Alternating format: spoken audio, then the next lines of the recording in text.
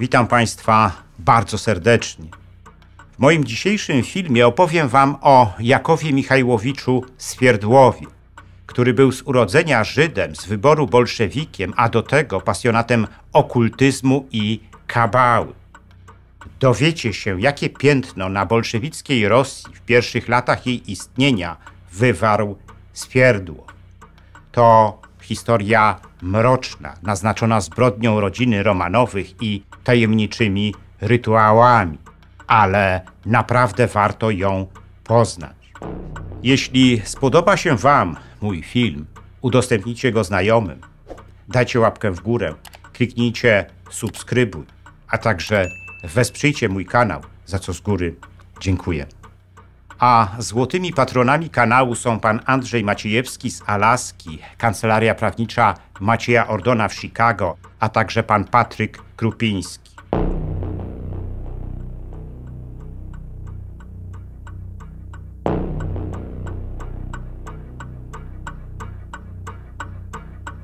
Ilekroć mówimy o bolszewickiej rewolucji, to zazwyczaj kojarzymy ją z Leninem, Trockim, Stalinem, Dzierżyńskim i może jeszcze z paroma innymi nazwiskami. Ale nigdy nie pojawia się wśród nich postać Jakowa Michajłowicza Swierdłowa. A to on przez pierwsze lata rządów bolszewików był osobą numer 2 w Rosji. I to on najbardziej odcisnął swoje piętno na jej losach. Gdyby nie zmarł tak wcześnie, jak to się stało, z pewnością odsunąłby od władzy samego Lenina i zepchnął na polityczny margines swoich konkurentów, w tym przede wszystkim Stalina. Za takim scenariuszem, według Walerego Szambarowa, rosyjskiego historyka i autora biografii Swierdłowa, przemawiało wiele czynników. Ale jeden z nich, zdaniem rosyjskiego historyka, był kluczowy. Otóż Swierdłow był niezwykle inteligentnym człowiekiem, świetnym organizatorem, a do tego fenomenalnie manipulował ludźmi i sytuacjami, oczywiście zawsze na swoją korzyść. Dzięki temu wpływy Swierdłowa w bolszewickiej Rosji systematycznie rosły. Ten polityczny kapitał przy bezwzględności Swierdłowa mógł doprowadzić do sytuacji, w której to on sam stanąłby na czele bolszewickiej Rosji. Ale tak się nie stało. Aby zrozumieć, kim był Jakow Michajłowicz Swierdłow, trzeba sięgnąć do jego korzeni. Urodził się w 1885 roku w wielodzietnej, ortodoksyjnej rodzinie żydowskiej w Niżnym Nowogrodzie. Jego ojciec był grawerem, który oprócz legalnych biznesów prowadził również nielegalne, wykonując dyskretne zlecenia dla rosyjskich rewolucjonistów. Już w dzieciństwie Swierdłow był typem podwórkowego przywódcy. Będąc w gimnazjum, zafascynował się ideą rewolucji. Mając 15 lat, porzucił szkołę i uciekł z domu. Przyczyną tej decyzji był jego konflikt z ojcem po śmierci matki. Po opuszczeniu rodzinnego domu Swierdłow znalazł się w środowisku przestępczym, co mocno odbiło się później na jego działalności. Mając 17 lat wstąpił do socjaldemokratycznej młodzieżówki. Działał jednak tak sprawnie, że szybko zyskał zaufanie partyjnych towarzyszy. Gdy wśród socjaldemokratów doszło do podziału na frakcje mięszewików i bolszewików, Swierdłow opowiedział się po stronie tej ostatniej. W 1904 roku należał już do grupy działaczy partyjnych przygotowujących przyszłą rewolucję. Doszło do niej 22 stycznia 1905 roku, gdy carskie wojska krwawo spacyfikowały pokojową demonstrację w Petersburgu, która zamierzała wręczyć carowi petycję. Gdy ostatecznie spacyfikowane zostały rewolucyjne strajki i manifestacje, Swierdłow został schwytany przez policję i trafił do więzienia. Za swoją rewolucyjną działalność skazano go na 2 lata twierdzy. Gdy w 1909 roku opuścił więzienie, należał już do Komitetu Centralnego Partii. W 1910 roku został jednak ponownie aresztowany. Zesłano go wówczas na Syberię, ale niebawem uciekł z miejsca zesłania. W 1912 roku został ponownie aresztowany i zesłany na Syberię. Tam poznał Stalina. Ten ostatni nie zamierzał jednak zaprzyjaźnić się ze Swierdłowem. Dla Stalina Swierdłow był zbyt przebiegłym i niebezpiecznym osobnikiem. I właśnie to go od niego odpychało.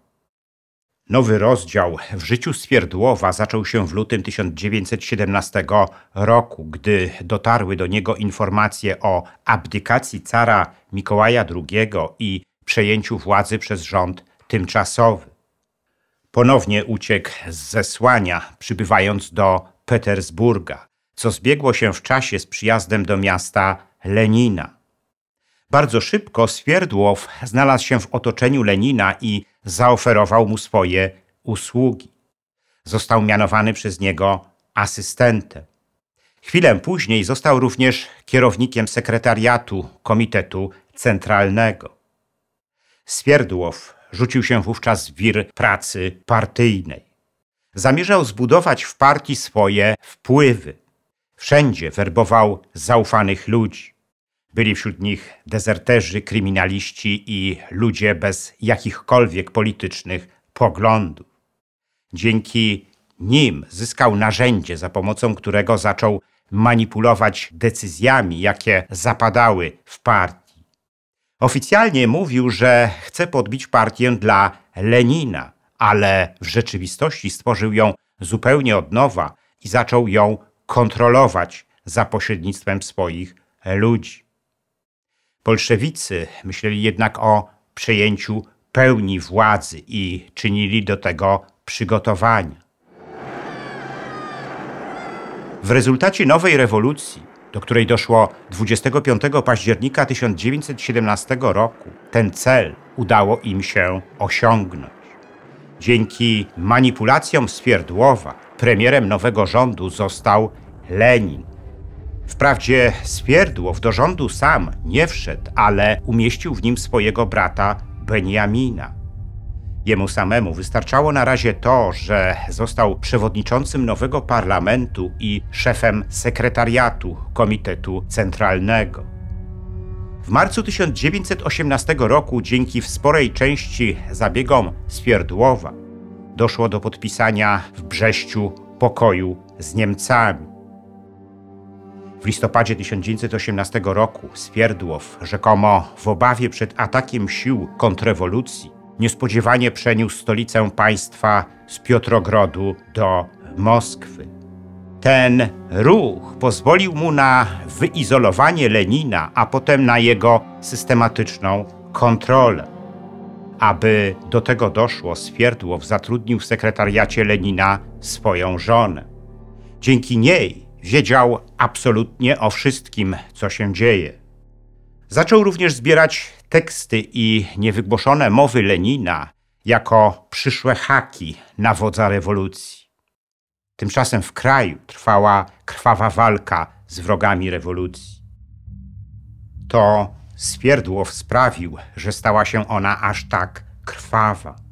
Zainicjował brutalne prześladowania rosyjskiej cerkwi i chłopów oraz rosyjskiej arystokracji. Stworzył trybunały rewolucyjne i ulokował w nich swoich ludzi.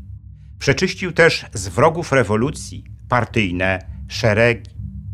W lipcu 1918 roku Swierdłow doprowadził do rozstrzelania carskiej rodziny i to bez wiedzy szefa Czeka Feliksa Dzierżyńskiego. Dokonał tego rękami swoich zaufanych ludzi, ulokowanych w regionalnych strukturach partii. Tak naprawdę zbrodnia na carskiej rodzinie była zupełnie irracjonalna, bo bolszewicy zamierzali użyć jej w negocjacjach z Brytyjczykami, Francuzami i Niemcami w zamian za wymierne dla nich korzyści. Tymczasem ją zamordowano i nikt do końca nie wiedział, kto stał za tą decyzją. Ale zbrodnia na rodzinie carskiej nie była zwykłą zbrodnią. nosiła znamiona rytualnego morderstwa połączonego ze złożeniem kabalistycznej ofiary. W domu kupca Ipatiewa w Jekaterynburgu, gdzie doszło do zamordowania carskiej rodziny, pojawili się zupełnie nowi ludzie niż ci, którzy ją wcześniej pilnowali. Był wśród nich tajemniczy wysłannik z Moskwy, jak pisze w swojej książce Szambarow, wyglądający na żydowskiego rabina. Najpierw odprawili oni na miejscu zbrodni kabalistyczne rytuały, a dopiero potem dokonali mordu carskiej rodziny. Znaczenie tego rytuału zostało zapisane przez sprawców w inskrypcji pozostawionej na ścianie pomieszczenia, gdzie doszło do tego mordu. Nawiązywała ona do wersetu z wiersza Heinego pod tytułem Baltazar, który był ulubioną lekturą Swierdłowa. Mówiła ona, że tutaj z rozkazu tajnych sił car został złożony w ofierze, aby zniszczyć państwo. Powiadomione zostały o tym wszystkie narody. Tamtego dnia w Ałapajewsku zamordowano również pozostałych członków rodziny Romanowych. Ich ciała zostały najpierw wrzucone do nieczynnych szybów, a potem ponownie z nich wyjęte, poćwiartowane i spalone na stosie. Morderstwo w Ałapajewsku również nosiło cechy kabalistycznego rytuału. Swierdłow od dawna był zapalonym okultystą i kabalistą i, jak już wspomniałem, lubił czytać Heinego. Ale okultystyczno-kabalistyczne zainteresowania Swierdłowa ujawniły się również w przypadku przeniesienia stolicy państwa do Moskwy. Swierdłow wierzył bowiem w to, że Kreml jest prawdziwym sercem Rosji. Sądził, że ten, kto władać będzie Kremlem, będzie władać również całą Rosją. Był również przekonany o tym, że on sam jest antychrystem, który w przyszłości zapanuje nad całym światem. Tyle tylko, że aby tak się mogło stać, należało nie tylko uśmiercić cara, ale i Lenina. Na tego ostatniego zamachu dokonała Fanny Kapłan, żydowska anarchistka, rzekomo sympatyzująca z eserami. W rezultacie tego Lenin otarł się o śmierć. Tyle tylko, że Fanny Kapłan w czasie śledztwa stwierdziła, że działała samodzielnie. Aby to nie wyglądało tak podejrzanie, o współdziałanie z Kapłan oskarżono frakcję eserowców. Abstrahując od okultystyczno-kabalistycznych wierzeń Swierdłowa, powstaje jednak pytanie, kto tak naprawdę mógł skorzystać wówczas na uśmierceniu Lenina? I od razu nasuwa się tutaj postać samego Swierdłowa. To on mógł najwięcej skorzystać na śmierci Lenina. Z jednego zasadniczego powodu.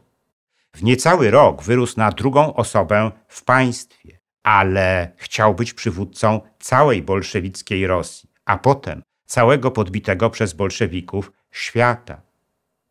Do osiągnięcia tego celu nadarzyła się okazja 30 sierpnia 1918 roku. W Moskwie nie było wtedy ani Trockiego, ani Stalina, ani Dzierżyńskiego. Nie było również innych partyjnych konkurentów Swierdłowa. Był tylko Lenin. Swierdłow zresztą o to umiejętnie zadbał. W zaistniałej sytuacji przeprowadzenie zamachu na Lenina wydawało się jak najbardziej możliwe. W tym celu Swierdłow zorganizował tamtego dnia Leninowi 2 wystąpienia. Pierwsze z nich miało miejsce na moskiewskiej giełdzie chleba, gdzie wódz rewolucji przemawiał w towarzystwie kilku towarzyszy z Komitetu Centralnego, a drugie miało miejsce w fabryce Michelsona, gdzie był już sam.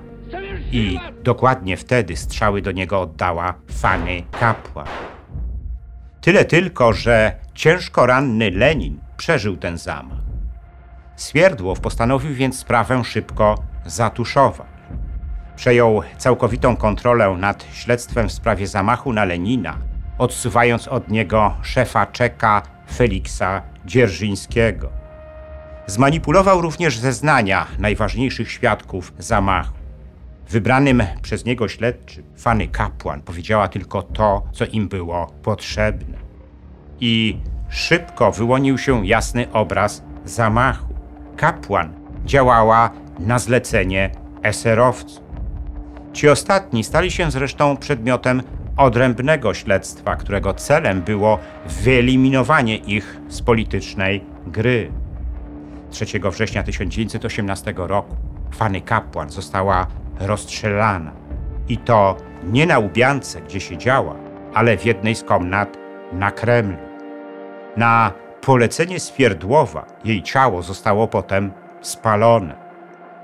Być może Swierdłow potrzebował tego do swoich kabalistycznych rytuałów. Tego jednak się już nie dowiemy. W każdym razie zamach na Lenina był dla Swierdłowa pretekstem do rozpętania niezwykle krwawego terroru wobec wrogów rewolucji.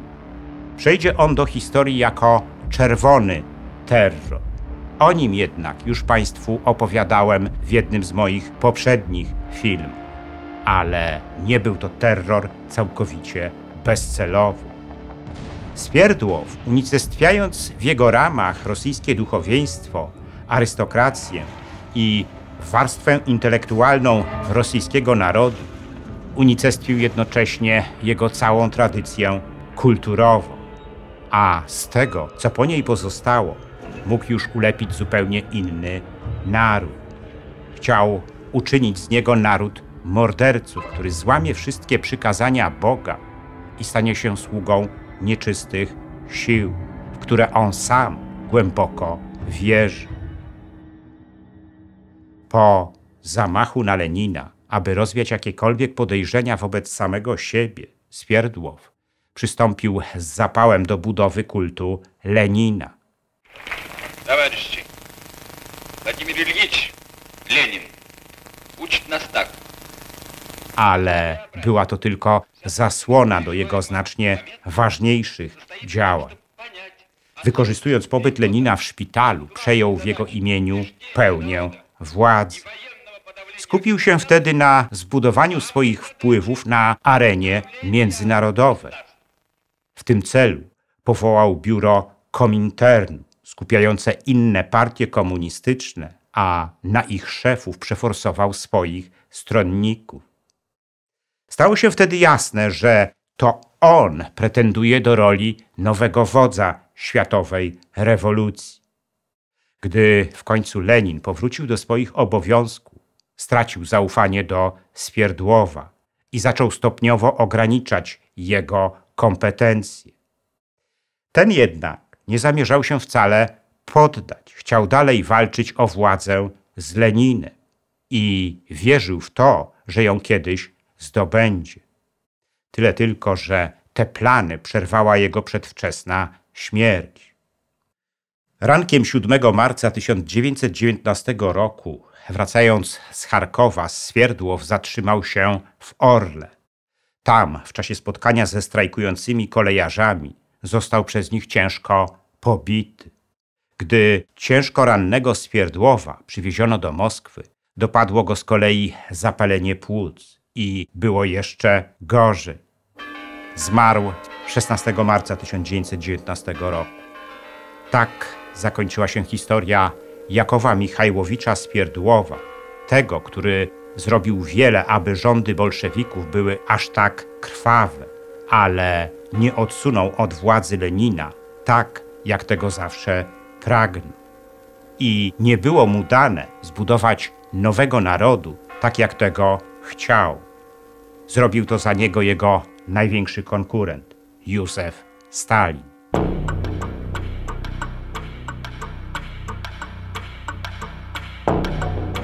Na rynku księgarskim ukazała się książka Swierdłow „Okultystyczne korzenie rewolucji październikowej”. Swierdłow był osobą numer 2 zaraz po Leninie w bolszewickiej Rosji. Odszedł od rodzinnego judaizmu i zanurzył się w okultyzmie i kabale. Wierzył, że będzie antychrystem bolszewickiego świata i stworzy naród oderwany od Boga, tradycji i kultury. To historia mroczna, naznaczona mordem carskiej rodziny, okultyzmem i kabalistycznymi rytuałami. Dziękuję za liczne komentarze moich filmów i wpłaty. W sposób szczególny chciałbym podziękować złotym patronom, którymi są pan Andrzej Maciejewski z Alaski, Kancelaria Prawnicza Macieja Ordona w Chicago i pan Patryk Krupiński, a także srebrnym patronom, wśród których są panowie Dariusz Kwoka, Dariusz Wietrzykowski, Arkadiusz Strykowski, Wojciech Trojan, Piotr Jaskiernia, Piotr Leńczewski, Bartosz Filip Cichy, Antoni Łosieczka oraz Kongres Polonii Kanadyjskiej z okręgu Toronto, Stowarzyszenie Nasza Polonia z Australii i firma informatyczna Sagitum S.A. Dziękuję również pozostałym patronom, gdyż każda kwota wsparcia jest dla mnie ważna.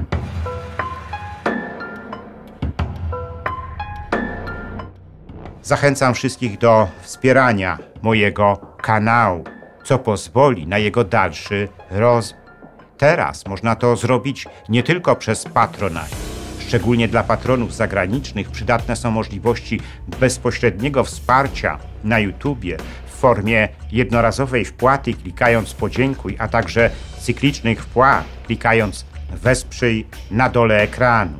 Wpłat można też dokonywać przez PayPal oraz bezpośrednio na moje konto bankowe, którego numer widzicie teraz na ekranie. Więcej informacji na temat wspierania kanału na różne sposoby znajdziecie w opisie pod filmem.